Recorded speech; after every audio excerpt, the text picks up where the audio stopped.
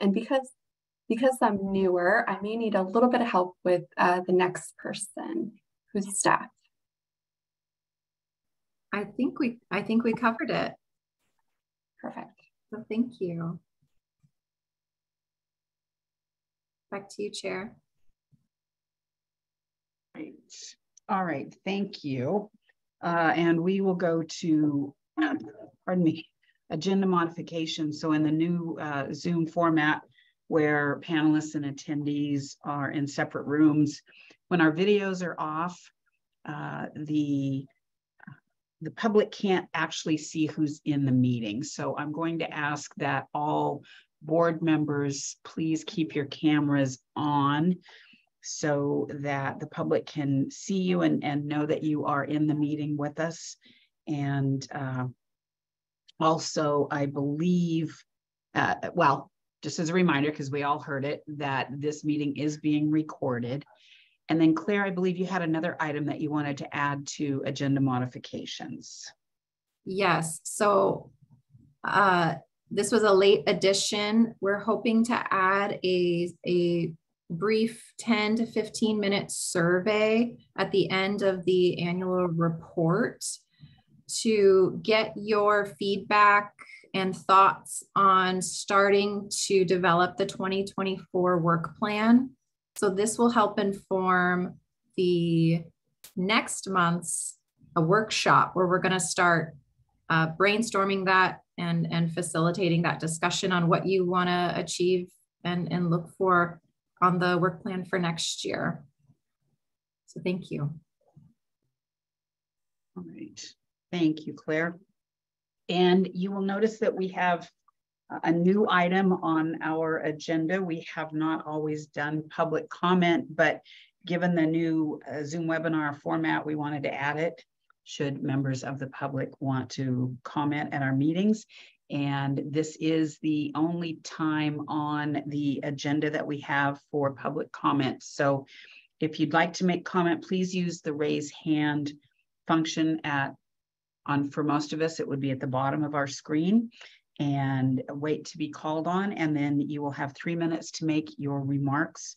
Please remember to state your name and city of residence for the record. And so Dorsal, I'm going to assume that you can see if anyone has their hand raised, if anyone wanted to provide public comment. At this time, there's no one with their hands raised. All right, thank you, Dorsal. All right, moving on, we will go to the approval of the January 20th, 2023 minutes. Is there a motion to approve? Make the motion to approve. Thank you. Is there a second? Second. Thank you. We have a motion by Sean, a second by Dana. Is there any discussion on the minutes of the January 20th meeting? Right. Excuse me. In that case, those in favor of the approval of the January 20th, 2023 minutes, please say aye. Aye. Aye. Aye. Aye. All opposed, please say no. The motion passes unanimously. All right, moving on to new business. So we want to talk about the annual progress and budget report provided in fulfillment of the requirements that we have within the ILA. And that intention is that progress reports are a tool for those of us as board members to update our member councils with.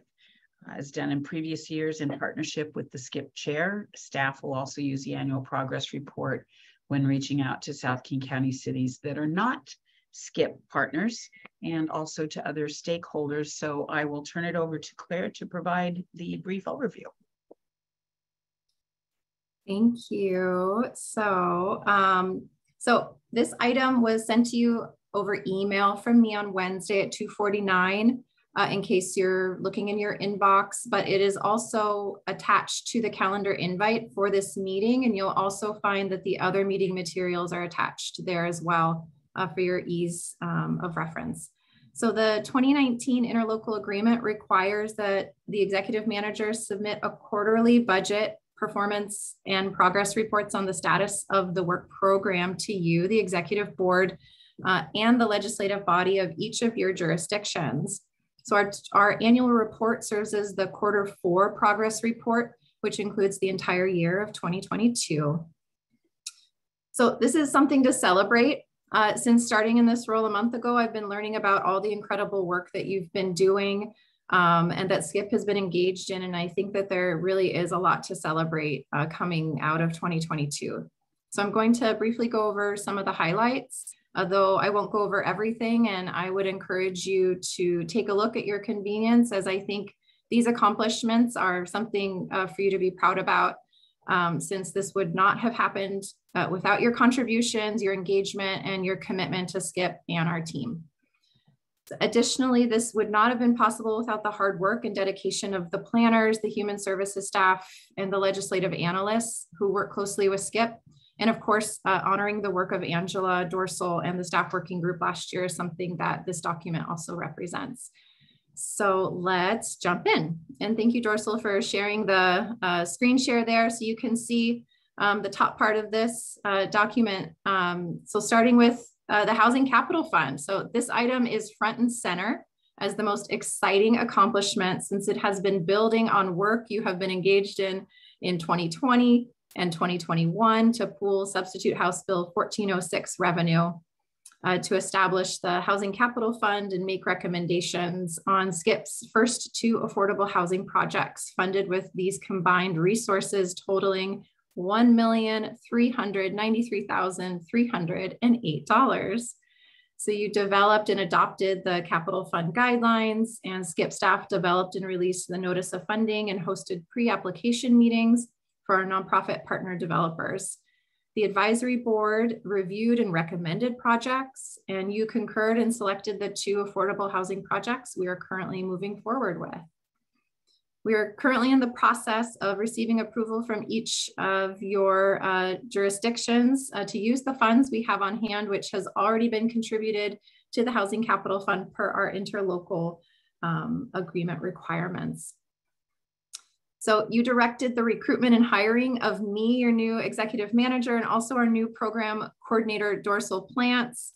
SKIP welcomed its newest member to the coalition, Maple Valley, with Mayor Kelly, or Sean, representing, and which was an exciting contribution. And we are so happy to have you in Maple Valley on board. And the affordable housing inventory. So SKIP initiated and managed the project to map income restricted housing and naturally occurring affordable housing in South King County, which is anticipated to launch in early 2023, in which you heard an update from our Burke consultant last meeting.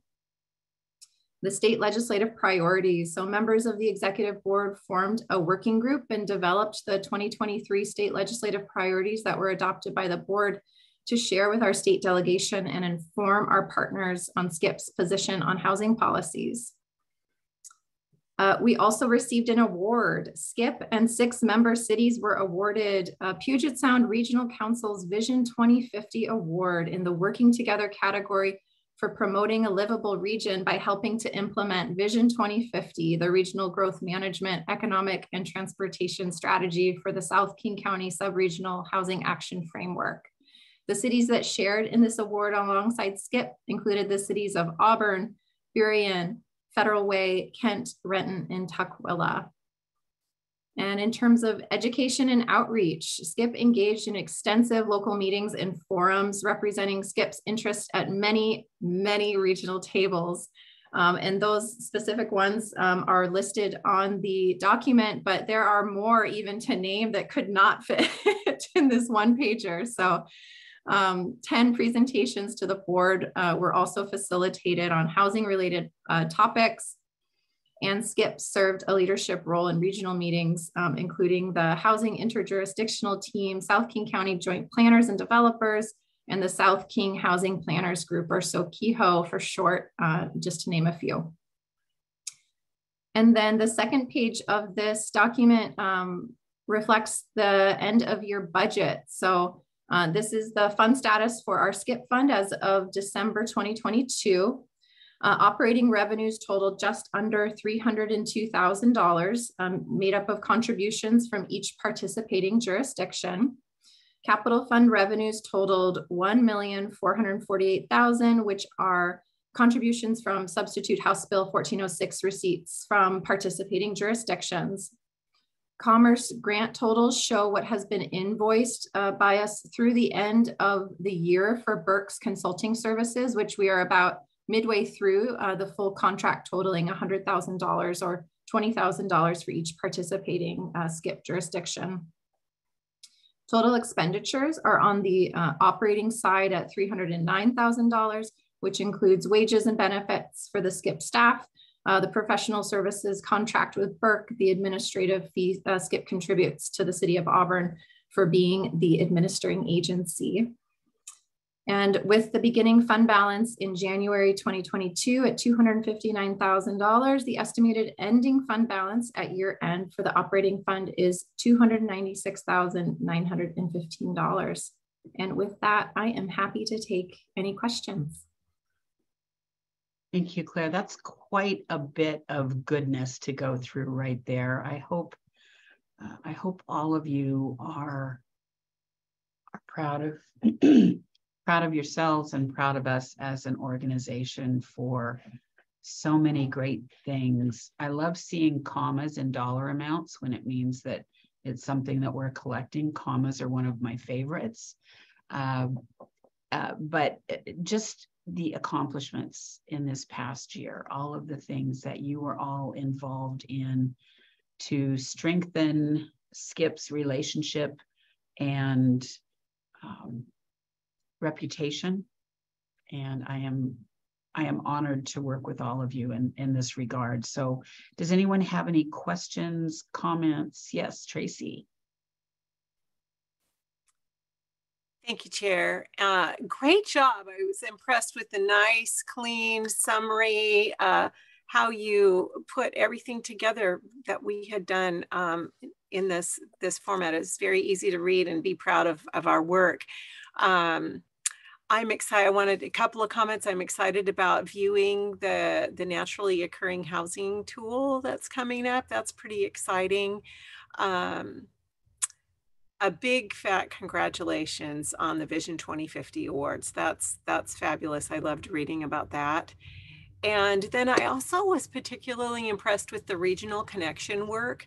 That one of the last bullets there about the different organizations that we have connected with. And I wish I did, but I didn't even know about some of those organizations. And so I'm just wondering if as we connect with some of these, maybe they're just, incidental connections, but especially if there's conversation that affects our work or how we could partner or just in what Skip's role is in working alongside of some of these other organizations. It would really, even a 2-sentence briefing or something when these happen, that would be great to know about. I loved seeing that we had done that work.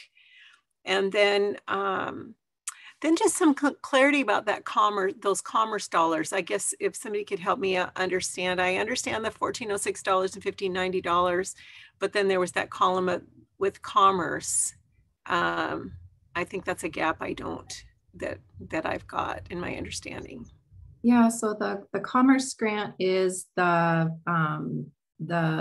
housing affordability dashboard project. So each of the participating cities were committing $20,000 of the grant that they had received from Commerce to this group project. So that's what these numbers are just showing to date, what in our accounting, what has shown up. And it, by, I would say Q2, you should be seeing $20,000 at each of these line items. But just for those cities, they were the ones, the original folks that came together and received that Commerce Grant. So.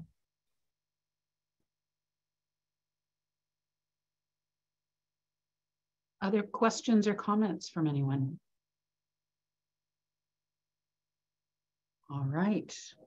Well, it is a lot to take in. It is a lot to be proud of. I would encourage you all to share this with your fellow councils so that if there is any question of the good that this organization is doing, hopefully this sheet will help them understand just how active we are, how the staff working group, how amazing they are in all of the work that they're doing, and the touch points that we have with other organizations within this region. So kudos, thank you, Claire, Dorsal, thank you to all of the board, to the staff working group, to the advisory board.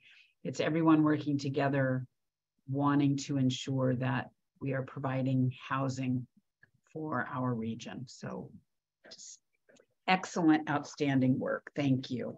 And moving on to the next topic then is the executive board discussion that we want to have on acting nimbly and taking a unified position. This is something that came up at one of our recent meetings about whether we take a position on something. And so Dana and I wanted to make sure that we had an opportunity to discuss this as a group and see exactly where we go on this. And Claire, I think you had your hand up. Did you want to? I did have my hand up, and my question is regarding the agenda modification and the survey. Oh, sorry, you want to do that right now? I would leave it up to, you know, the discretion of the board if you would like to take that time now, 10 to 15 minutes to fill out this survey that's going to inform the workshop for next month on your 2024 work plan priorities, or would you like to do that at the end? And my hope is that this meeting today is concise enough that that is not going to add any additional time to our meeting, and that you have dedicated time within this space to complete that. So I know you are all incredibly busy, and these things can certainly get lost in inboxes. So that's really the intention. And so we can do it now or even at the end of the meeting. I'm sorry, I misread that in your email, so my apologies for that. We can do it now unless the board has a preference to do it at the end. Okay. Is the intent so that we do it and then discuss afterwards, or is it just to do it? It's just to do it. Then it probably doesn't matter when we do it, right? Right. I know that some folks need to leave early, so that would be my only concern about waiting. Just wanting to make sure that there's nothing at the end of the agenda today that might be of significance. We can go ahead and do it now. We're actually, we are ahead of schedule, so we're probably going to be in good shape. Tracy? I just to respond to Brian, I think what Claire's trying to get at here is that so that it doesn't, that for sure everybody on the board that's participating today will actually do it and it doesn't get lost in the shuffle. Is that the emphasis of doing it now is so that that it doesn't get lost in our inbox. Is that true? Correct. Okay, thanks. Okay. Dorsal has the link. He just dropped it in the chat. So this is, if you click on it, it should take you to it, and I can share my screen with a timer just to keep track so we don't go over time. And then if there are questions on it, happy to answer those. So thank you.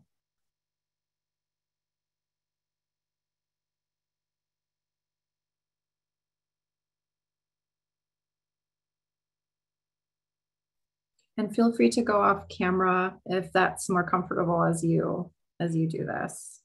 So mine wants me to use my personal Gmail account. And when I typed in my city email, it said it couldn't find my Google account. So it wants to use my personal Google account. Is there any problem with that?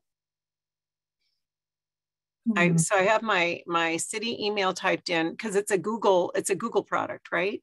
Yes. So we probably shouldn't use our personal email accounts for a public meeting. Right. So I'm asking for advice because I tried my city email and it says couldn't find your Google account. So my city I don't have a Google account for me. No. Yeah, I'm having the same issue. It's prompting my personal account. So my recommendation is twofold. If you fully sign yourself out of Google, you'll be able to complete you don't have to have a Google account to access or complete the survey. So if you fully log yourself out of Google and click the link, you'll be able to complete the survey as a non-Google member. The other thing that I would recommend, it's a little bit more tech heavy, but if you open up the incognito browser in either Edge, Google Chrome, or Foxfire, whichever you're using, and then use the link in your incognito browser, that will prevent your personal account from accessing it. So I'm in my incognito. What did you say to do once you're there? Just copy and paste the link directly into the browser in the incognito. Okay. So where are you saying that we have incognito, Dorsal? It varies based on which browser you're using. If you're using Google Chrome, there should be a three button menu by your icon. And there should be a new incognito window option. It appears that we still have to log in the incognito approach.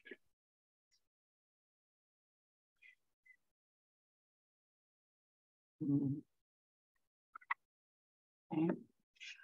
Yeah, I did that, and yeah, it still wants me to sign in to an account, and then so are you saying that I have to create? So I would have to create a Google account with my city email? We don't. You can't do that.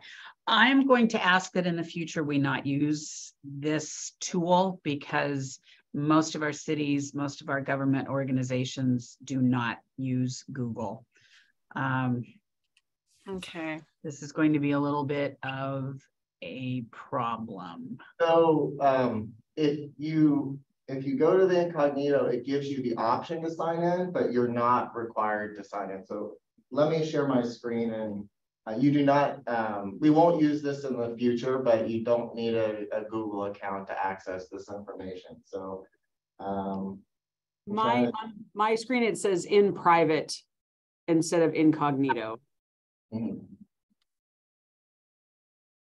So when you click on the three dots, it comes up with, it says new in private window. So the third click down.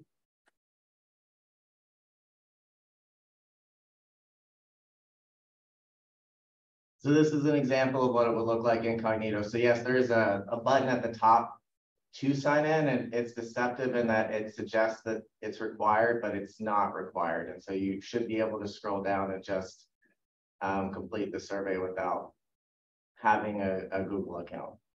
Okay, cool. Even though it says required, just ignore that, keep going and put clicks in. Yes, ma'am. All right, thank you, Dorsal. Very helpful. Can I ask an administrative question? Please. So I have no problem with the survey. I can use the incognito mode just fine. I wanted to make sure I understand where the options have originated from. Is this connected to prior executive board guidance on options, or is this the recommendation of SKHHP's professional staff? In terms of the content of the survey? Yeah, in terms of the content of the choices.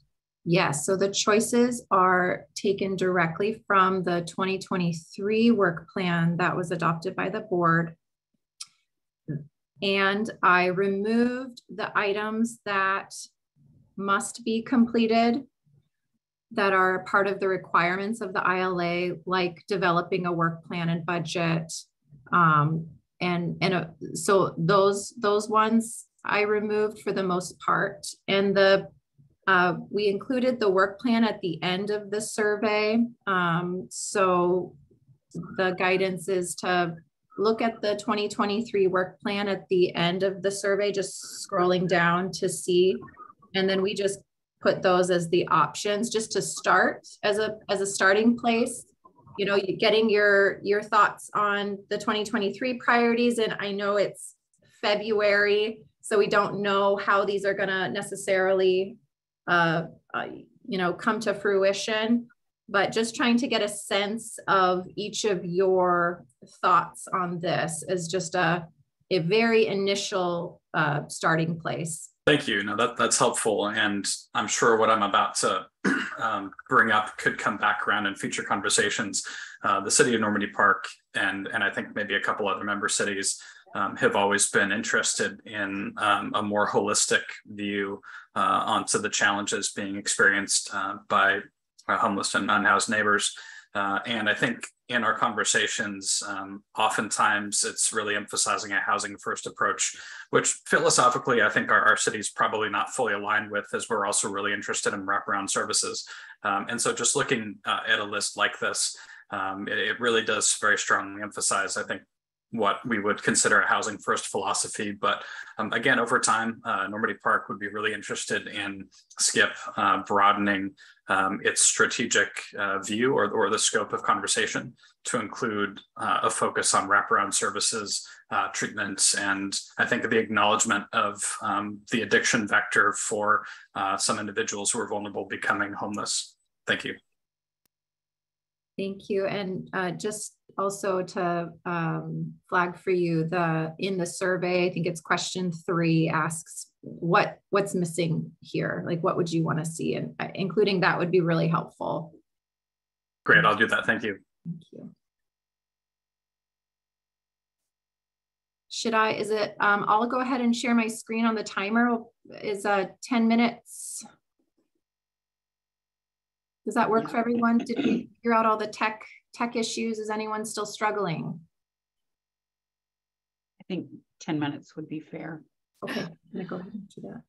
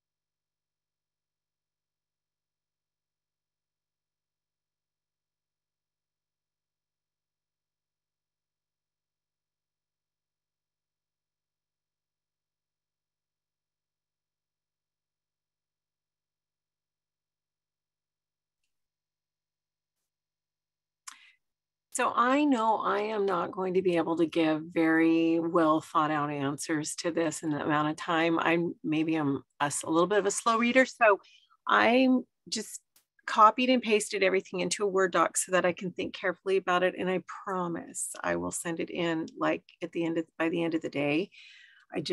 I'm not going to be able to give you really good feedback this way. So I'm apologize, but I'm going to keep reading. Thanks.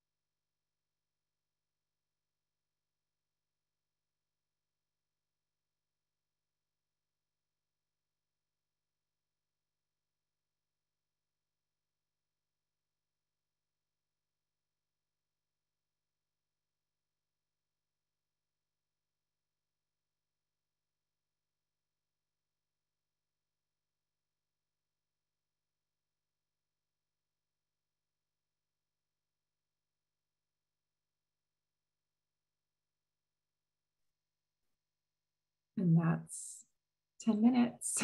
Thank you all. And if you didn't finish it, feel free to hold on to it.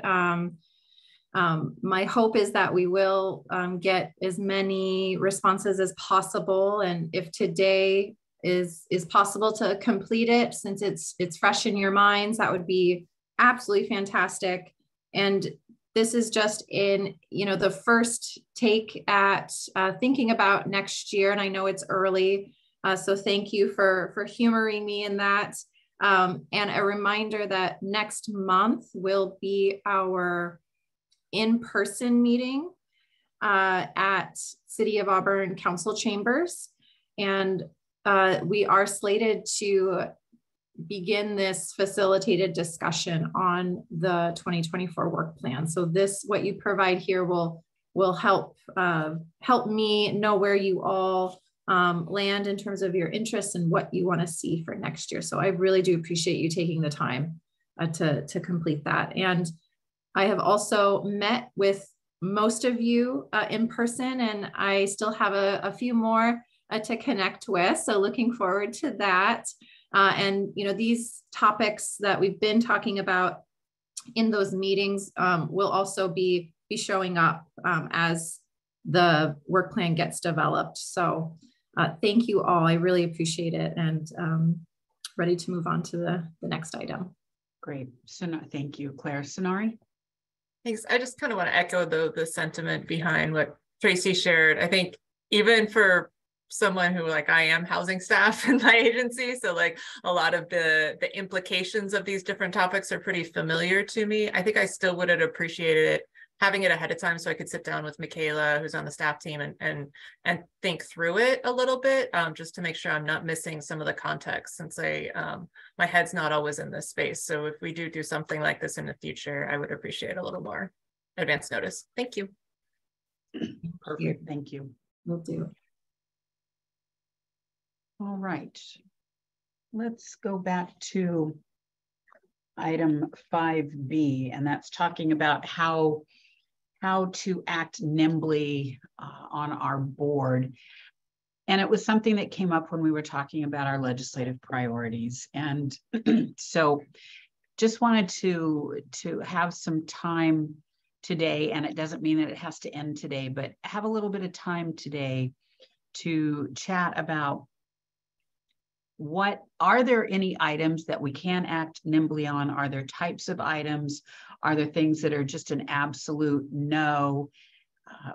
Just wanting to make sure that we understand what we should be bringing forward to you as a board, and whether there should be an expectation of any type of decision-making done the same day, or if it does need to come back to the following meeting. The ILA, I don't believe, really speaks to that at all. But I know we all had some comments at the last meeting and several meetings talking about how quickly we should be moving on something, or how we can support even a letter for an organization. So just wanted to open that up to everyone and see if you had any thoughts. I know sometimes mayors feel that they can make some decisions that perhaps council members or other staff members can't, but just wanted to get a good read on where you're all falling in that arena.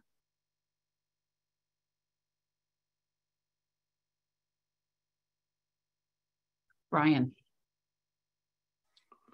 I will start. We put a lot of energy and time into in getting our legislative priorities agreed upon. And so my preference is that if we are asked as an organization to send a letter or advocate or endorse or whatever the case is, that we provide them what we've worked on, our legislative priorities, and provide them that without going beyond that. Because once we go beyond that, then we have to open, I guess as I see it, we have to open the discussion again and make sure that everyone's on the same page again. Whereas we put a lot of effort into finalizing those priorities. And so if that could be provided to whoever is asking what Skip's position is, then we're good. But if we're approached to say, write a letter endorsing, I think that's where we run into coordination problems, at least from my end. Thank you, Brian. Tracy. Thank you, Chair. So a couple of observations. I think a part of my response has to do with what kind of assignment we're going to be giving to our staff, our admin team here.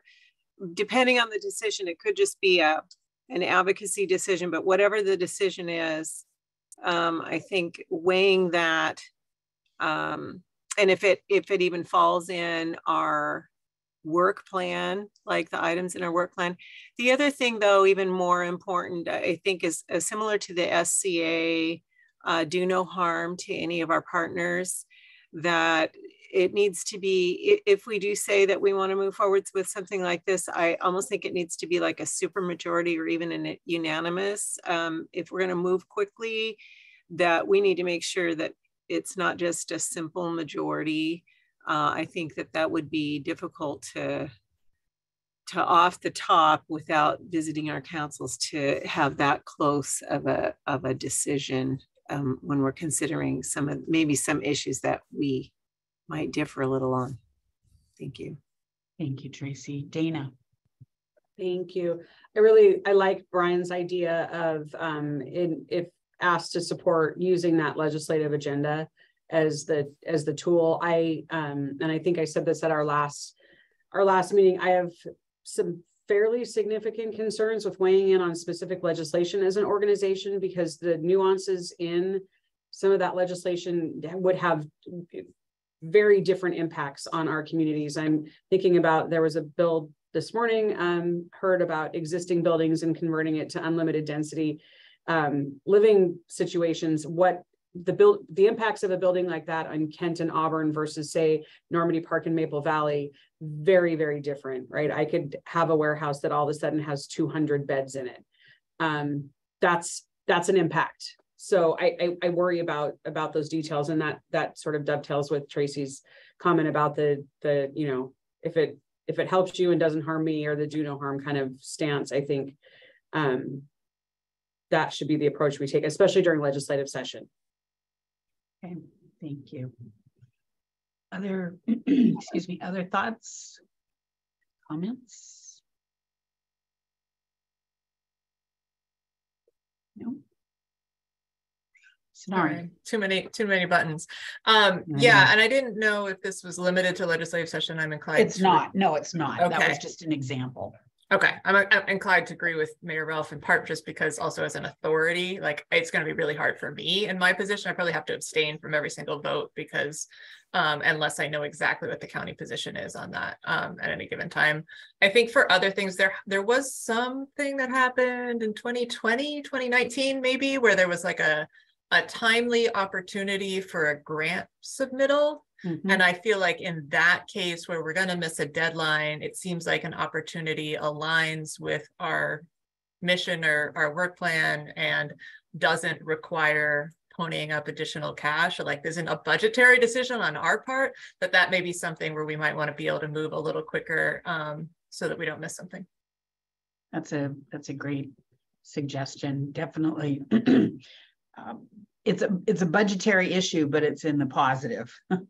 So those types of opportunities, especially if they are short in time. Yes, I see some thumbs going up. Thank you. That's go up good. The screen like that before. I haven't either. Usually it's me, but I was box. I was sorry. I didn't mean to create that giant. No, I love that. I love that. It's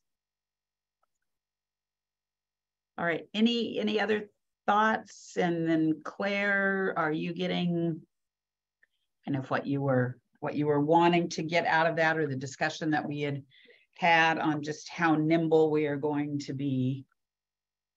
Yes, and I think I appreciate the clarity, and I think yeah, the point about the grant opportunities, that those are good places where we can act nimbly, and it's probably worth our efforts to do so.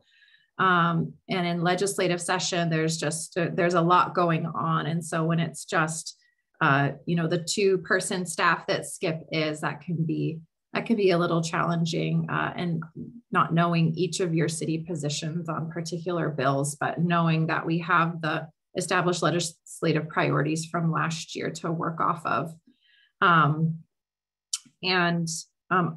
Also want to flag for the board that the 2023 work plan does not actually include the development of legislative priorities. So I did want to bring that to your attention, but I also want to mention that that does not mean that we can't still engage in developing legislative priorities or think through a different way of doing it. Perhaps, you know, an issue specific one around a given topic. So something I'm kind of thinking through over the course of the year to figure out, you know, how to, I guess, improve that process for you all. So thank you for this. I appreciate it. Right, thank you. And so kind of right along those same lines of our legislative priorities, let's move into briefings. I believe Dorsal has a slide deck and you should have all received it in your packets on legislative review, what's going on. And many of us, I think, were in Olympia the last day or two. So at the end of that, we'll open it up for other comments as well for those who may have some information based on the last couple of days in Olympia. Dorsal? Thank you so much. Everything we are about to talk about was up to date as of this morning. So it's disappeared entirely from my screen. That's not a good thing.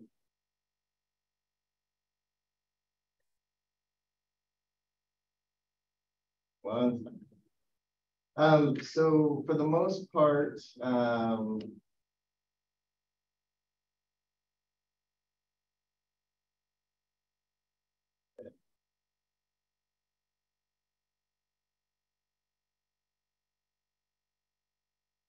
there we go.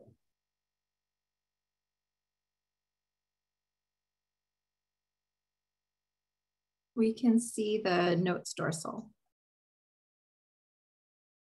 There we go. Yeah. All right. So there's been a lot of energy and activity down in Olympia. This will be our best attempt to capture the items that are tied to our priorities and our mission. This was up to date for about 10 a.m. this morning. I'm not going to touch on our priorities again today, but these are the legislative priorities approved by you and the advisory board. So Senate Bill 5060 has had some substitutions over the past couple of weeks. In its current form, it would create a rental registry for cities of 130,000 people or more, and a monthly report on rental amounts that would be managed by the Department of Commerce. Additionally, there's a registration fee for each of the initial rental or vacant housing units. That would be $70 plus an additional $15 for every additional unit. While the rental registration system is one of our priorities, with this substitution, it would no longer apply to any of the South King County partner cities. House Bill 1052 hasn't changed significantly from our last conversation. This would expand the property tax exemption for nonprofit organizations providing rental housing or mobile home spaces to qualifying households. It does not authorize a new local REIT for affordable housing, but it does add nonprofits that are providing low-income rental housing to the list of entities exempt from paying property taxes. House Bill 1628, which was previously referred to as the Affordable Homes Act, has components that would create a pathway to a sustainable funding source for the Housing Trust Fund. This would be through a 4% excise tax on portion of property sales prices over $5 million. The revenue would be deposited in the following pattern: 30% to the Washington State Housing Trust Fund, 30% to the Apple Health and Homes account, 15% to a new Developmental Disabilities Trust account, and 25% to the Affordable Housing for All account for operation, maintenance, and services for permanent supportive housing. It would also create a new local option for real estate excise tax that allows cities and counties to impose a 0.25% excise tax on property sales. It's important to note that if a city does not impose this tax rate by June 30th, 2024, the county does have the ability to impose the tax within the city limits. House Bill 1695 and Senate Bill 5064 were previously referred to as the land surplus bills from last month. This would be an opt-in system that would allow jurisdictions to consider affordable housing for households at or below 80% of the local AMI and related facilities that support goals of affordable housing development and providing economic and social stabilities to be part of the definition of public benefit. On this slide, House Bill 1149 has not seen much change since our last meeting. Senate Bill 5202 has been substituted and would now require a public investment impact disclosure to be part of the referendum put forward on the ballot. There's still at least over 1,000 bills being considered between both sides of the legislature. So we've added an additional slide to add a few more bills here. None of the ones on this slide or the next slide are directly tied to our priorities, but they are conversations around housing that we just wanted to highlight. House Bill 1110 has gone through committee with some changes. Now cities between 25,000 and 75,000 people would be required to allow at least duplexes on all residential lots and at least fourplexes on all lots within half a mile of a major transit stop or community amenity such as the school or park. And then at least fourplexes on all lots of at least one unit to be considered affordable housing. Cities with at least 75,000 people and cities with an urban growth area with another city of more than 200,000 people must allow fourplexes on all residential lots, sixplexes on all lots within half a mile of a transit stop or a community amenity, and sixplexes on all lots if at least two are considered affordable housing. The maximum parking requirement in the bill has been updated, and this current version would allow cities to require 1 or 2 off-street parking spaces per unit.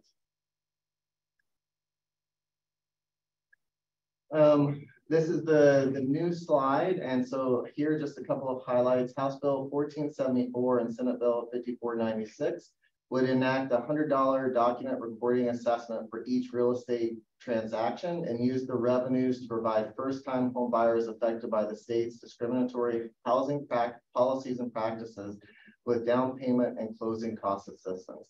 To be eligible for this program, you would have to be a first-time home buyer under 100% AMI and a Washington state resident before the enactment of the Federal Fair Housing Act, or was or would have been excluded from home ownership in Washington state by a racially restrictive covenant set on or before April 1968. The Senate Bill 5496 has some substitutions, further clarifying some of the technical language. It has also changed it so that it would be the Department of Financial Institution and not Commerce that would have an oversight, and funding would be routed through DFI. House Bill 1709 and Senate Bill 5301 are legislation that would have significant impacts on housing programs to the Department of Commerce. There's a lot in this bill, so this is really just an attempt to provide a brief summary. If enacted, this would streamline and modernize the RCW, eliminating inconsistencies and some duplications. It would also provide some greater clarity, including legal definitions for first-time home buyers. Additionally, administrative funding support is created by allowing a 3% of capital appropriations to be used for the administration of these projects from the application, distribution, and development activities. It would also increase the allowance for monitoring properties from 0.25% of the portfolio value to 0.4%. Senate Bill 5301 has had some substitutions. Among them is a further defining the refinements, and it would add a representative to the interlocal. It would add a representative from the interlocal housing collaboration to the Affordable Housing Advisory Board. We will continue to track as many bills as we can, and SKIP staff is happy to track down information on any of the bills tied to our priorities or that are tied to housing. Today is the last day to read in committee reports for everything except for the House Fiscal and Senate Ways and Means. By our next meeting in March, most of the session will have passed. While this has been a really hectic session, I feel that it's been really energizing, and there's been a real strong commitment from both sides of the aisle to really work on the housing crisis that the state has experienced. I'd be happy to take any questions at this time or turn it over to Claire. Thank you, Dorsal. Any questions from any of our members? Any comments from anyone who was at the AWC action days for the last couple of days and heard some updates on some of these things as well? Any thoughts or comments from anyone? It's a Friday afternoon. I will accept that. All right. Thank you, Dorsal. Claire, is there anything that you wanted to add to that? Thank you. Yeah, I just want to thank Dorsal for his work on that, and also let you all know that in the PDF that we provided for this presentation, those bills are all clickable links that will take you to the nonpartisan analysis report out for a description of what that bill is and where it stands. So just wanted you to make sure you knew that was linked there. And just to reinforce, I guess, the conversation we've been having, we're presenting this information to you as a tool for you to use however you would like, for your awareness to know what's going on at the legislature when it comes to affordable housing and how it ties to the legislative priorities that you adopted. And so that I just wanted to reinforce that to let you know why we're talking about this. And we hope you find it useful. And thanks again to Dorsal for his great work on this. Yes, thank you, Dorsal. There is no end of activity down in Olympia right now. So this is a lot to take in, and there are a lot of bills that have to do with housing this time. Dana? I was really just going to say exactly what you just said, Nancy, is that thank you for this tool and as many different places as we can get our eyes on this information. It's been a crazy session so far. I don't think it's going to slow down anytime soon, even though we've gotten to cutoff. We're going to have a continued change in all of these, and it's a lot to analyze for any city, for any one of us as individuals. So grateful for the conversation. Excellent, thank you. Any other comments?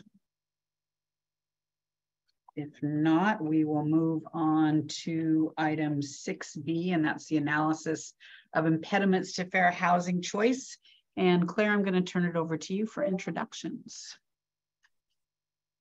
Thank you. So I wanted to introduce our two presenters today. We have Alice Morgan Watson, who is a King County planner and community engagement analyst. She's a subject matter expert on community engagement and works on federal grant reporting, in addition to lots of other amazing major reports and initiatives. And Valerie Kendall here is an affordable housing planner that works on the comprehensive plan update for King County, the federal grant reporting, sub-area planning, and was the lead staff for the Skyway, West Hill, and North Highland anti-displacement strategies report. So today, they both will be presenting on the county's analysis of impediments to fair housing choice, which seeks to understand the barriers to fair housing choice and guide policy and funding decisions to end discrimination and overcome historic patterns of segregation in King County. And they will also be presenting on King County's community preference program as a tool for anti-displacement. And the presentation is going to be given back to back. And in your calendar invite, you should have those slides in case you want to reference those for the future. And with that, Alice and Valerie, I'll turn it over to you. Thank you both so much for being here. Thank you, Claire. And thank you, SKHHP exec members. I'm just gonna open up our slide deck. Okay, can everyone see that okay? Yes. Yes. Yes. Great. Thanks. Hi, my name's Valerie Kendall, and I'm the Affordable Housing Planner. I go by she, her with King County Department of Community and Human Services. And today we're going to be talking about two reports, and I wanted to mention a couple of things. The analysis of impediments to fair housing choice is a county-wide, or at least a consortium-wide. It excludes the city of Seattle. They do their own report plan. And the presentation on the anti-displacement strategies report is actually for 2 communities within unincorporated King County. So I think Claire made that clear in the introduction, but I just want to kind of help set everybody's mind. We're going to be talking countywide on one report and then an example of an anti-displacement program on the other.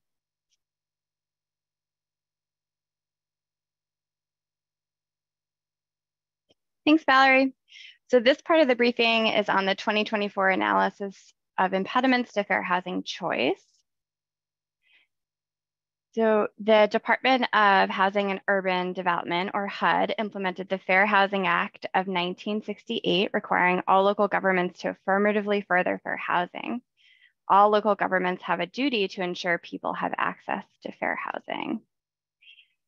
The Federal Fair Housing Act prohibits discrimination in housing because of a person's federally protected class status. Illegal discriminatory actions include refusal to sell or rent housing, eviction of a tenant or their guest, retaliation against a person who filed a fair housing complaint, imposing different sales prices, rental costs, or loan terms and conditions, and harassment. What are the protected classes? So this slide lays out the protected classes. The column on the left details the federal protected classes. The column in the middle lists the Washington state protected classes. And the column to the right lists the unincorporated protected classes specifically. Federal, state, and local laws make it illegal for housing providers to discriminate against certain groups of people. Factors that have a disproportionate impact on access to housing for these groups of people can also be a barrier to fair housing choice. Who do the Fair Housing Act laws apply to? So this applies to most housing and prohibits discrimination by providers of housing, e.g. some landlords, real estate companies, municipalities, banks and other lending institutions, homeowners, insurance companies, certain private providers of company development services, and recipients of HUD financial assistance.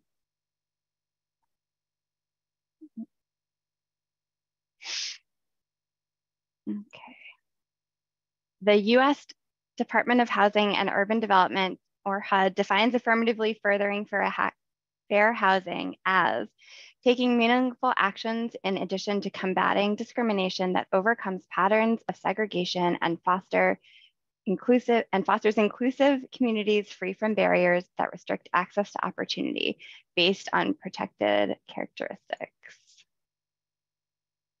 The analysis of impediments to fair housing choice includes these elements. Reviews a jurisdiction's laws, regulations, and administrative policies and practices. Assesses how those regulations and policies affect the location, availability, and accessibility of housing. Assesses public and private factors affecting housing choice for protected classes, and assesses the availability of affordable, accessible housing in a range of unit sizes. What is an impediment to fair housing? An impediment is an action or inaction that restricts housing choice. Clear impediments or barriers to fair housing choice include discrimination based on race or ethnicity, refusing to rent to families with children, and less obvious barriers include insufficient public transit to areas with affordable housing, lack of family-sized rental units.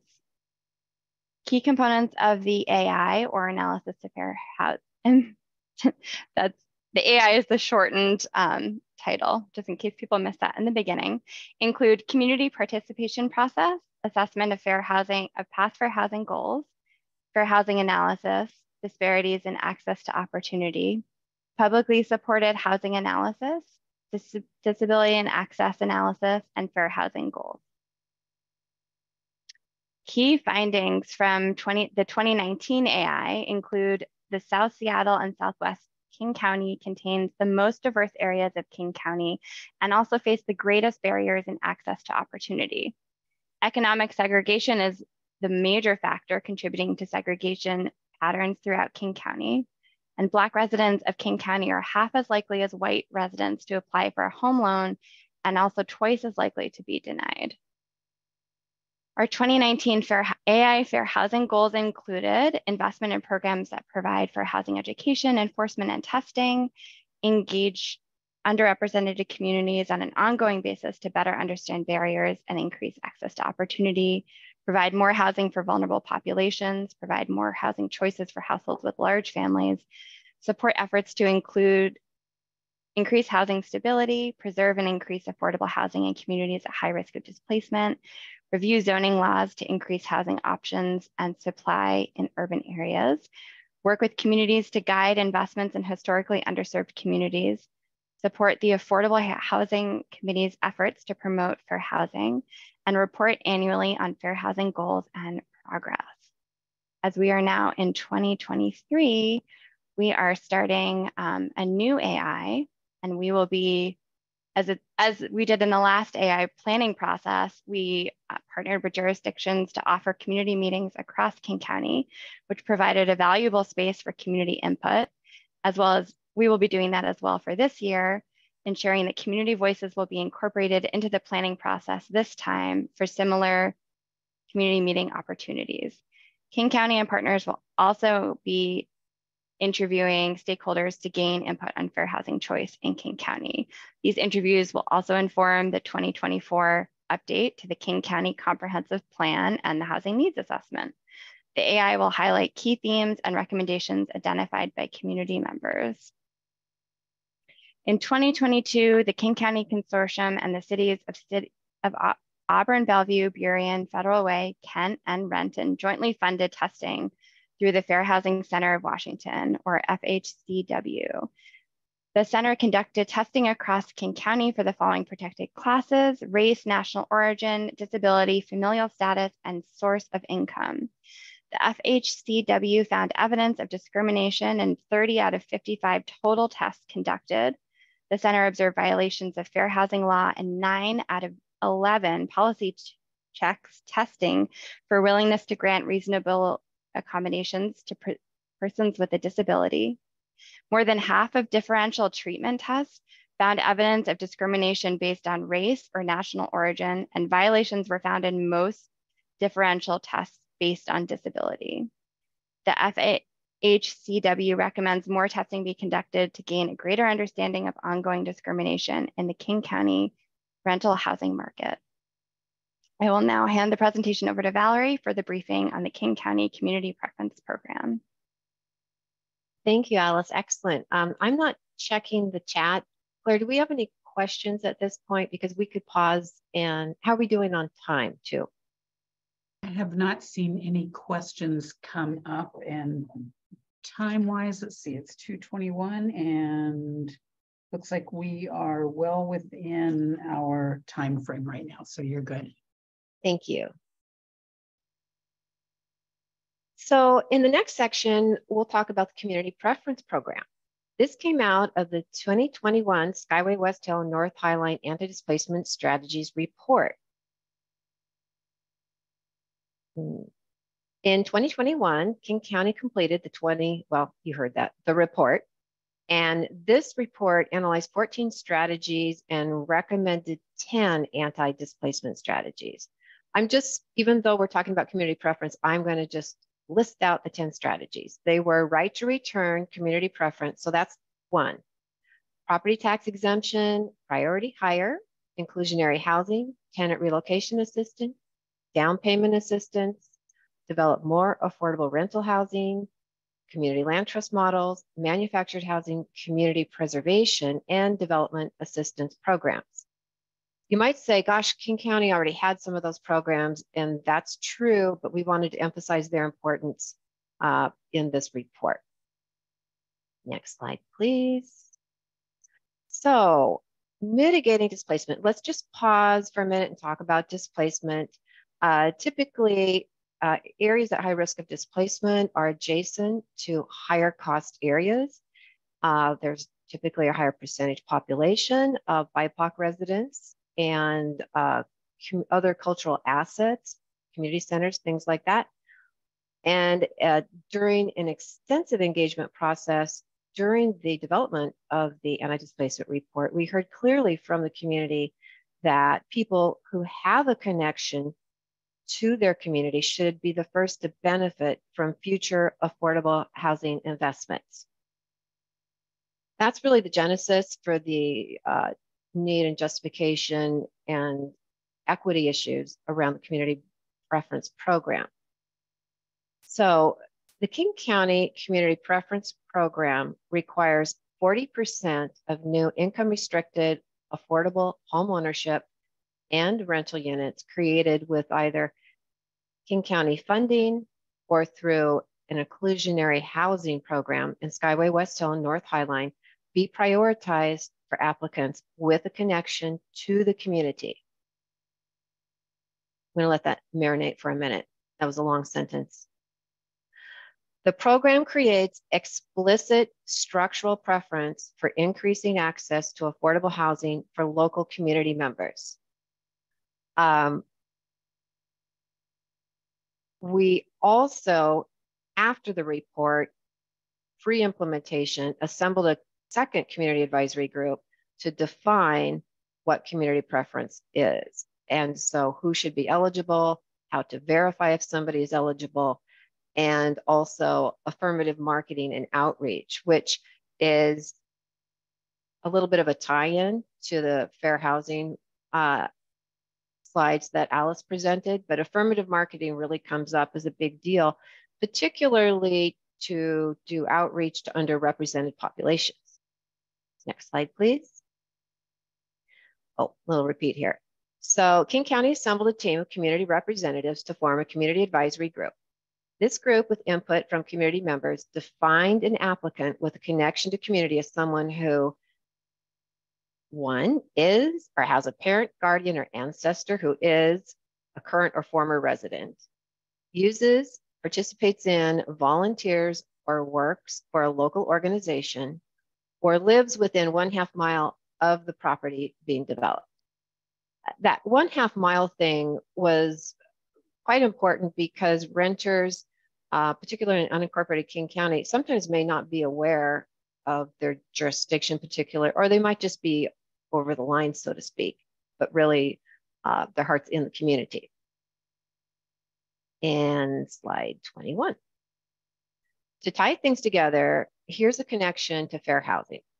Developers are required to make an affirmative marketing plan and coordinate with local community-based organizations to conduct outreach to community members. The plan must detail advertising strategies to reach potential housing applicants, including those belonging to protected classes. Thank you very much, and want to open the floor open to questions.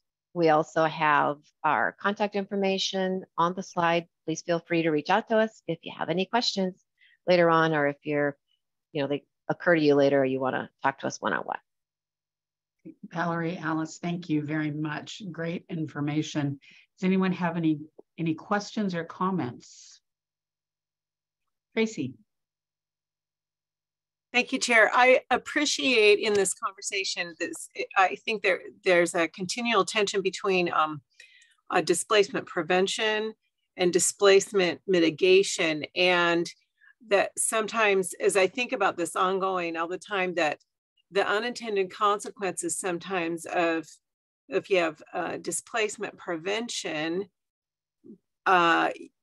you can prohibit then the production of more affordable housing in certain situations. So in a built-out situation like Des Moines, some of the greatest, I'm going to just say the greatest opportunity for some people that want to put in big developments of affordable housing means that you're going to displace a small intact community, but it's still large enough to be very impactful. I mean, you can put 400 units of affordable housing in a place where there were 15 units of a tight knit community. So you're going to displace that entire community.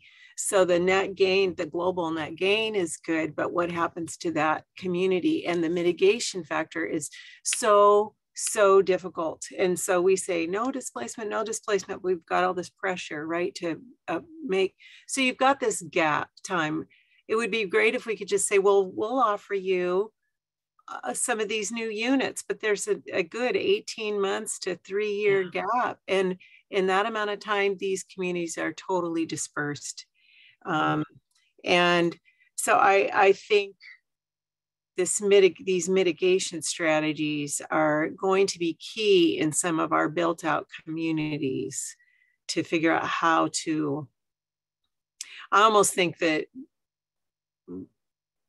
mitigation needs to be almost the key word as we move down the road, even more than anti-displacement, if in built out communities like mine. Thank you. Well, you couldn't have said it any better. So I just want to emphasize, Tracy really pointed out this issue of dual tensions or dueling tensions, where are you actually creating displacement in your effort to mitigate or prevent displacement? And particularly, we heard that concern from the community, and in particular, not just residential displacement, but are you displacing small businesses that are community anchors? So it is a very tough topic, and you're absolutely correct. You have to look at unintended and unforeseen consequences and how harmful they are, and it's a real balancing act. So thank you for bringing that up. You really hit it on the button. Thank you, Dana.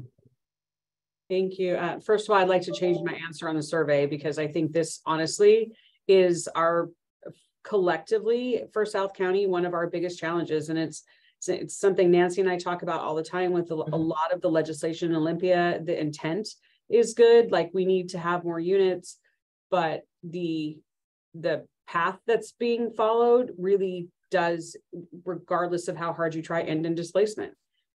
You can't take out one existing affordable unit to put in 4 non-affordable units and then just say, yay, we won, because we now have 4 more units of housing. And I think that there's just there's a concern across all of our jurisdictions that that's where we're going to end up. And so figuring out what are the strategies, how do you elevate this displacement conversation? And, I mean, we have mitigation programs for things like mobile home parks. Well, they're super cumbersome. They're never enough.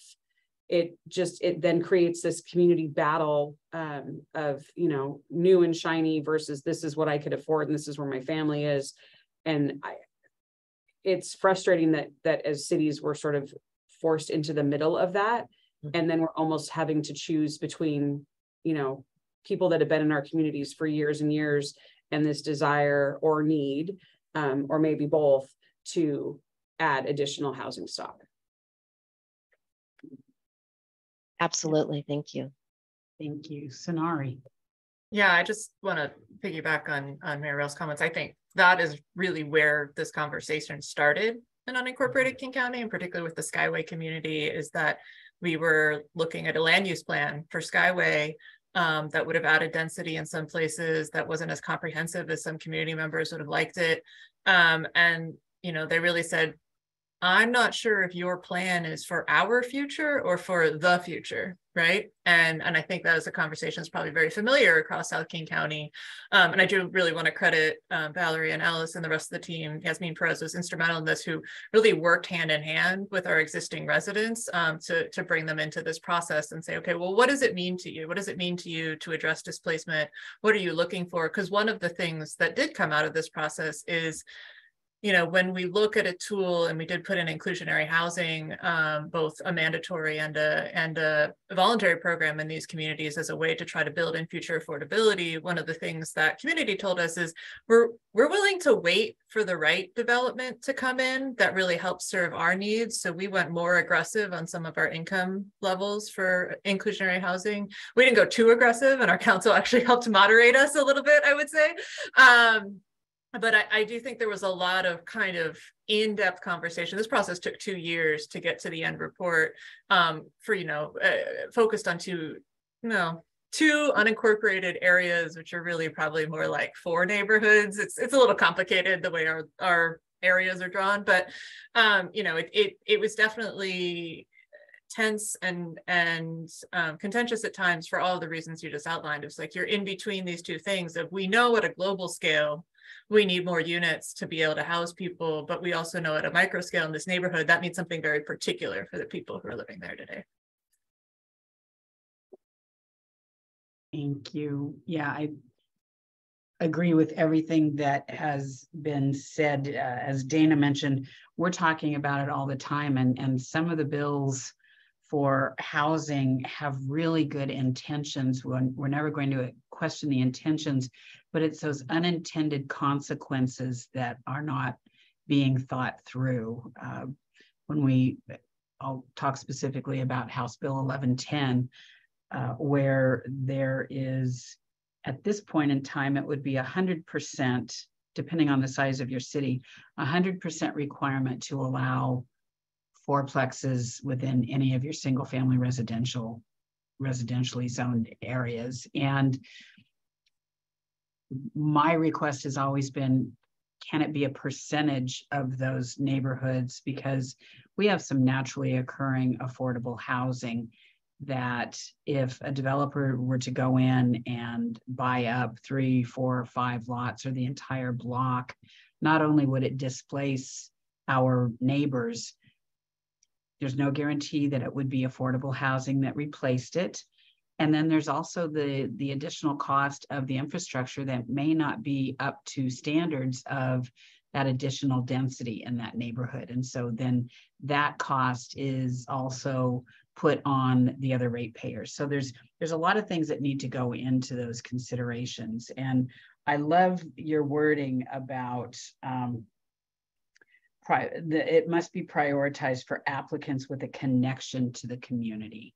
I think that is such a key and critical way of saying this. And I have not been able to utilize words in such a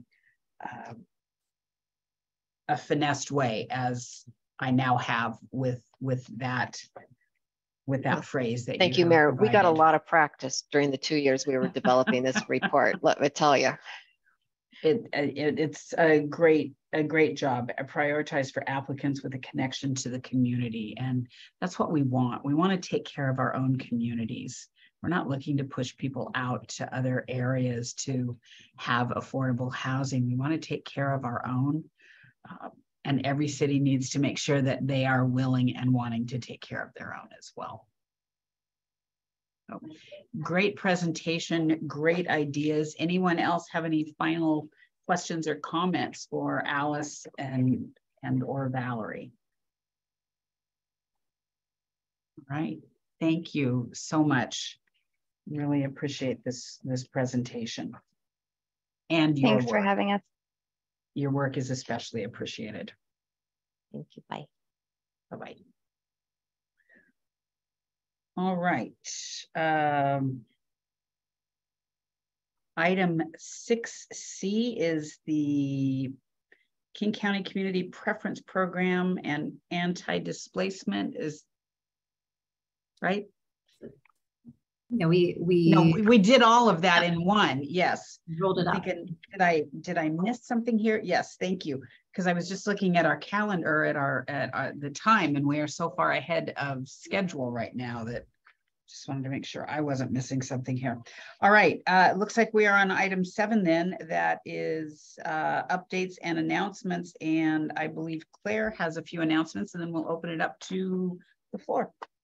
Super, thank you. So we will be sending a new calendar invite for future board meetings, which will include a new Zoom link that will get you directly into the meeting. So right now you click on your link and you're on the public side and we have to move you over. So we are streamlining the process, and we'll be sending that out. And for our regularly attending public partners, we'll be sending a new calendar invite for them as well. And just as a reminder, so the board decided to meet quarterly in person. I believe that decision was at the December meeting. So the first in-person meeting of this year is going to take place next month at Council Chambers at the City of Auburn. We will have the room set up for hybrid format. So the public can still attend virtually.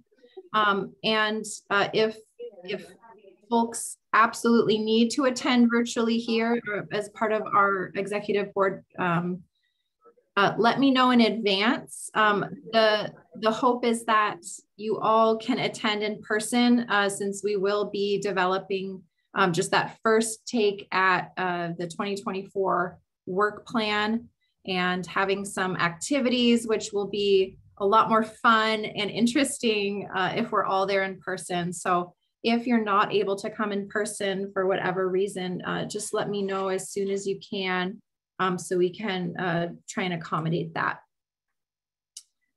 Madam Chair, can I say something? Yes, please, Sean. It's a very important day. It's St. Patrick's Day too. So I just want to make sure we all wear green that day. So The wearing of the green. So says Mr. Kelly. Yeah, right. And whose birthday is on that day? Sean Patrick Kelly, born on St. Patrick's Day, half Irish. So. Oh my goodness, that just feels like the coming together of all the things, right? All the things. Yes, yes. Oh, look, and so there now the hearts are floating up. I love it. I love it. Is there anything green on there that we can float up? So I'd be afraid of what it is. No, I don't think there is. We can do that one. Let's see. There we go. We'll do the celebration. I think there's some green in there somewhere. Hannah, yes. Thank you, Mayor Backus. Claire, one request if possible, just to flag those in-person meetings for those of us who aren't always on top of when that quarter falls. Is it possible to have that identified clearly on a calendar invitation? For example, if Councilmember McIrvin, who isn't here today, just I can communicate that, but it would be helpful for folks making sure we show up in the right spot. Absolutely, thank you. I think maybe it would be good if at the meeting next month, you can all think about, so we'll do one the end of each quarter, I would imagine would be the way that we want to do that. We may want to consider the fourth quarter, whether we meet in person in December or we make that maybe in November, which isn't going to be any more convenient than anything else. But maybe we can identify which cities would like to host, if other cities would like to host or other organizations, and we can get that all cleared up at our next meeting. So Hannah, as you said, there's more clarity and everyone knows in advance, because my calendar is going to have travel time built in, right, on each side of it, something we're not used to anymore. We were in 2019, but we have gone away from allowing ourselves any break time between meetings. We're scheduled back to back. So that's a great idea. So thank you, Hannah. We'll do that at our next meeting. So think about whether you would like to host one of the quarterly meetings or not. Hey, any other items for us today? I would also just ask you all to continue to think about the 2024 work plan, what you would want to see on there over the course of the next month.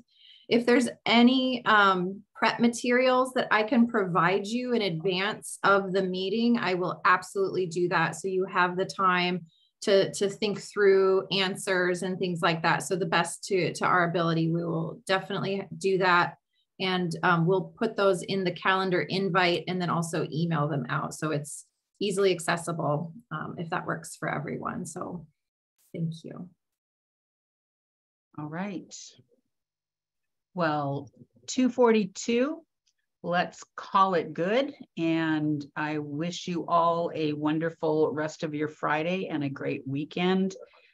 Enjoy some time, do something for yourself, self-care is not a bad thing. Some of us, I think that we're not supposed to do that. It's for everyone else, but not for us. But I would encourage all of you to find some time for self-care, and I'm going to try and take my own advice. So thank you all very much. Great to see you on screen, but I really look forward to seeing you in person next month. Bye-bye. Bye-bye. Thank you. Bye.